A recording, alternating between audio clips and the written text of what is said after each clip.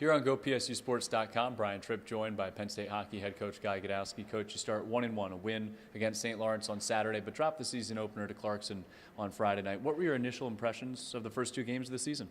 Initially pretty happy because coaching in the ECAC before, I know personally how difficult it is to go to the North Country and come away with any wins. And they're great programs that have a lot of tradition. Their fans are very supportive and they expect excellent hockey, and it's tough to get wins there. So to come away with one, for us, I'm very happy with. Obviously, with the way we played on Friday, we felt we could have had a win there too. But we received information on things that we do well, and we received definitely some information on things that we really must improve on. What were some of those areas that impressed you in week one?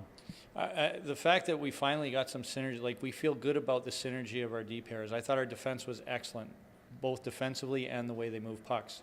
One of our concern with our staff was to see how Eric Audio, he was so good last year and had really great synergy with Vince Pedri. Was the question was if he would be as effective without him. And if this opening weekend was any indication, he's carrying right where he left off. He was just incredible. The way he retrieved, controlled, and made plays from his defensive end was awesome. Another one of those defensemen, Chris Malarian, he picked up where he left off last year in terms of his offensive production. What's impressed you about him offensively? He's got an unbelievable shot, but we don't give him enough credit for his hockey IQ. Very quietly, he had 8 goals as a freshman defenseman. Vince Pedri had 8 goals. So he can shoot the puck. He's got a knack, and he scored a beauty again, as you mentioned, continuing right where he left off last year. Big Ten play opens in week 2 this year at Minnesota.